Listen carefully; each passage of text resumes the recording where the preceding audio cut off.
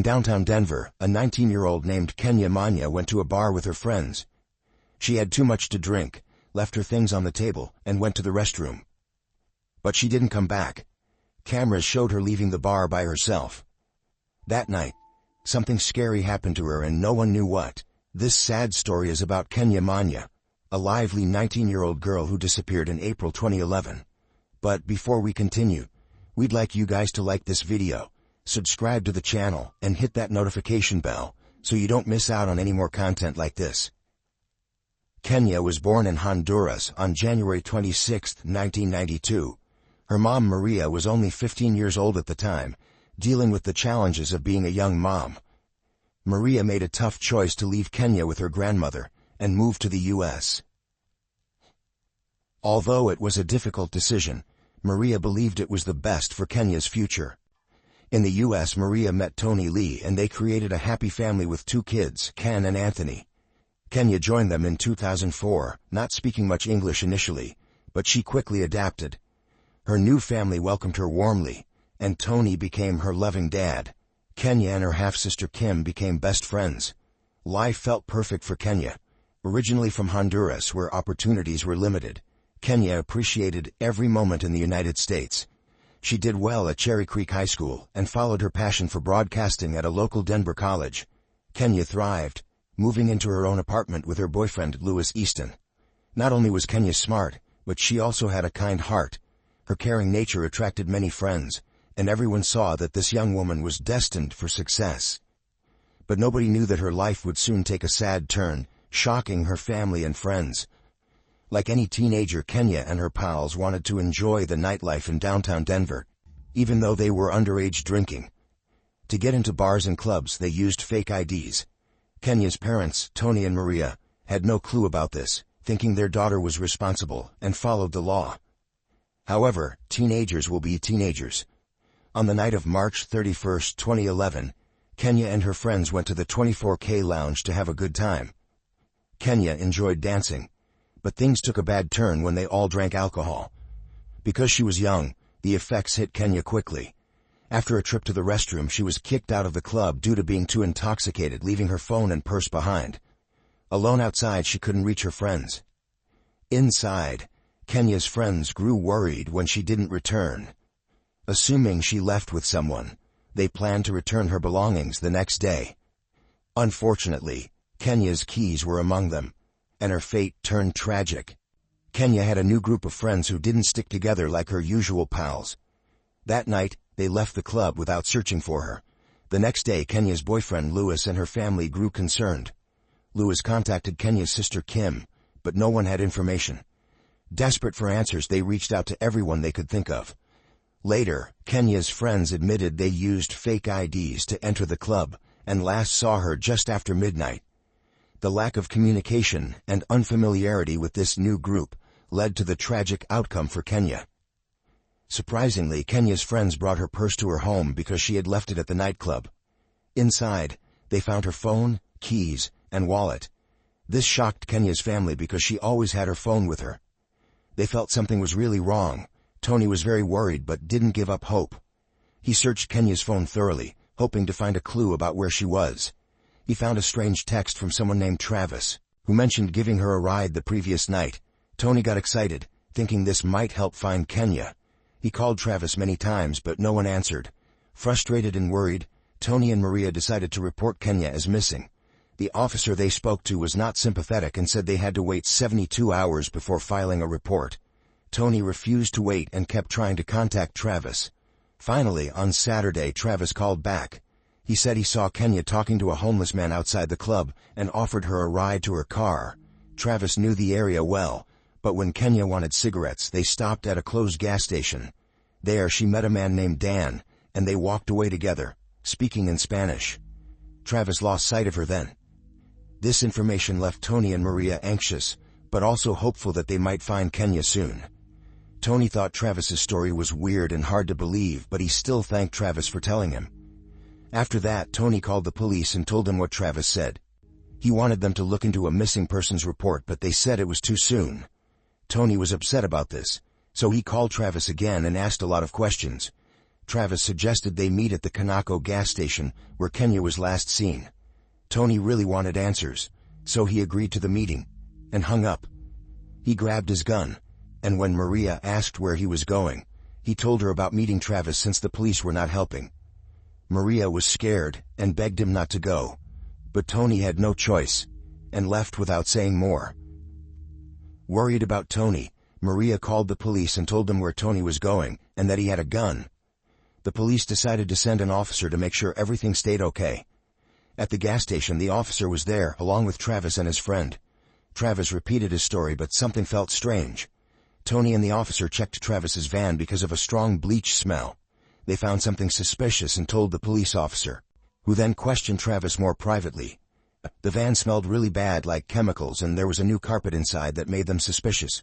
The police officer asked Travis to check the van. When they opened the back, it looked clean with a fresh carpet, but the front was messy with food wrappers and trash. The officer found this strange but couldn't keep Travis without a reason. As they were leaving, Travis said sorry to Tony and admitted he should have done something. Tony thanked him and reached out for a handshake, but Travis's hand was shaking. At that moment, Tony felt like Travis might be the last person who saw Kenia alive. 3 days after Kenia went missing, the police started looking into it on April 4th. Travis, a 31-year-old with a troubled history, had committed crimes in the past, like breaking into homes and businesses when he was 17 and stealing a lot of money. They found women's underwear in his room that he had vandalized with the letter M. Travis got in trouble for burglary when he was 17 but didn't go to prison for the full 9 years.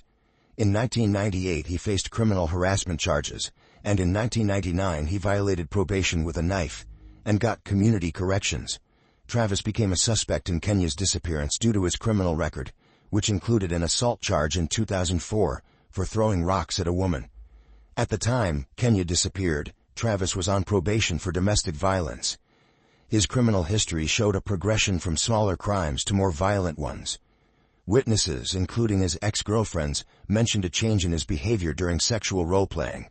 Stolen underwear, assault charges, and a lack of remorse for breaking curfew raised concerns. Travis's dangerous behavior led investigators to work hard to find out the truth about Kenia's disappearance. Meanwhile, Kenia's family and friends tirelessly searched for her, putting up missing person flyers across the community. On April 5th, surveillance footage from Debbie's Bakery and Cafe provided some insight into Travis's whereabouts. He was brought in for questioning the next day, sticking to a story about being with his girlfriend on April 1st. However, detectives found that Travis's phone records didn't match his story, and he wasn't near his girlfriend's home at that time. Detectives realized the seriousness of the situation and feared for Kenia's safety. On April 8th, Lieutenant Matthew Murray of the Denver Police expressed deep concern, saying, "We have reason to believe that what took place is not good. We are very concerned." Monica Poole shared crucial information with detectives, revealing that on April 2nd, she found the security cameras turned off when she arrived at the bakery. Reviewing the footage, she saw Travis alone in the bakery around 7:30 p.m. on April 1st, wearing long latex gloves. According to Monica, Travis wasn't supposed to be there that day. Before the cameras were disabled, Travis was seen taking a trolley into the walk-in freezer wrapped in duct tape, bringing in a carpet roll, and coming out with a ball of bleach. He then turned off nearby cameras. The detectives investigating Kenia's disappearance spoke to other business owners for information. One eyewitness reported seeing 2 guys burning a large barrel behind the bakery, with a white van nearby. Another business owner observed Travis cleaning a big white cooler in his van. The next day, Monica confronted Travis about the incident, and he claimed it was due to moldy marijuana. He also said he turned off the cameras to change clothes. Monica didn't trust Travis because he often lied. She noticed a cut on his arm, and he said a homeless man had attacked him while he was sleeping in the van. Travis left the state about a month after Kenia disappeared, and Monica remembered his strange behavior, like selling oats at a very low price and talking about leaving the country. Travis expressed anger, blaming Kenia for ruining his life when he left for Austin, Texas. Detectives looked into every detail of Travis's story, but his sudden disappearance raised more suspicions. They questioned his girlfriend Carrie, who supported Travis's alibi, but phone records showed Travis was actually 40 miles away in Keensburg, instead of being with Carrie. Despite 15 searches in Keensburg using foot, horseback, and aircraft, there was no sign of Kenia or any human remains. The mystery deepened, leaving everyone uncertain about Kenia's fate. Travis was arrested in Austin, Texas on May 4th for car theft. Detectives flew there and questioned him for 3 hours, showing him surveillance footage.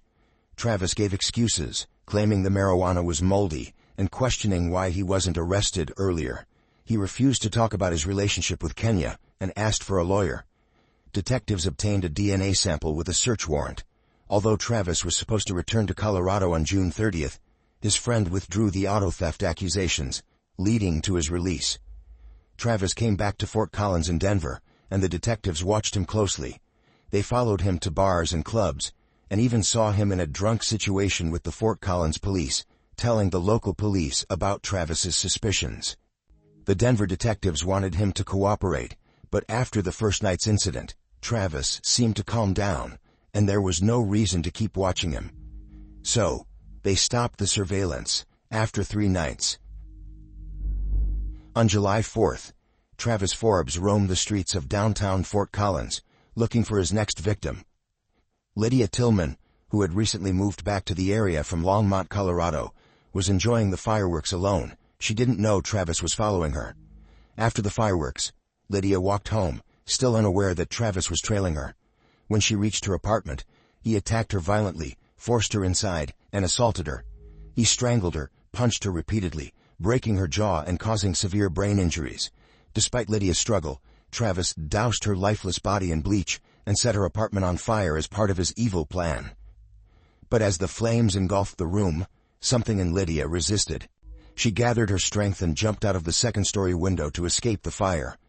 When firefighters, police, and an ambulance arrived, they found a brave survivor amid the ashes. Lydia was taken to the hospital, but her suffering continued. When asked about her attacker, she could only say a heartbreaking no. Unfortunately, she suffered a stroke right after reaching the hospital, putting her in a coma for 5 painful weeks. The fire destroyed much of the forensic evidence, but there was a glimmer of hope. Investigators found microscopic DNA on unrelated snails, a potential clue to the elusive attacker. Examining both cases, detectives noticed chilling similarities and suspected Travis Forbes was responsible for both Kenia's disappearance and Lydia's attack. Travis roamed the streets on July 9th, acting creepy towards women. When the police approached, he lied about his identity, claiming to be Travis Kennedy. They had to let him go, risking the city's safety. But Travis couldn't resist and struck again, targeting another woman. The officers acted quickly, arresting him at 3 a.m. for providing false information, but they kept quiet about suspicions regarding Lydia's attack.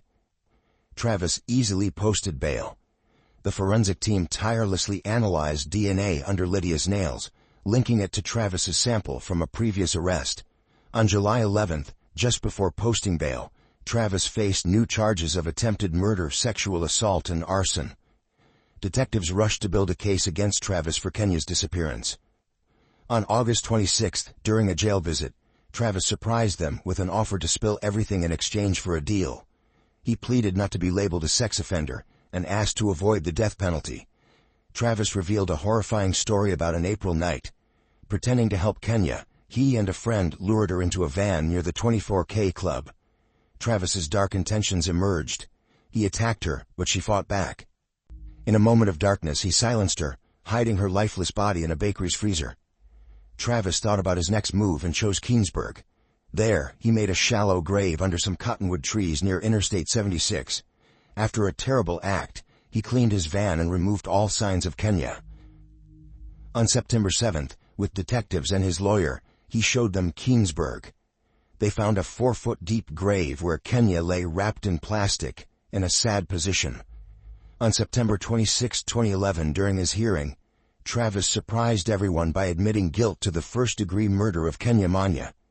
This was unusual because most don't confess at this stage. He got a life sentence without parole for Kenia's murder, and 48 years for trying to kill Lydia Tillman. Both sentences would be served at the same time, meaning Travis would spend his life in prison.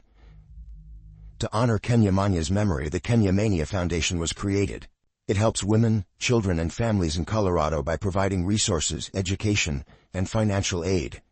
They also support families of crime victims. A memorial service on September 16, 2011, at Aurora's Glory to Glory Christian Center, remembered Kenia's impact on many lives. During the service, Kim emotionally spoke about her big sister Kenia, saying goodbye and seeing her later. She shared cherished memories, and believed Kenia became a guardian angel. So that's it for today's video. If you like this video, please be sure to like this video and subscribe to our channel for more content like this.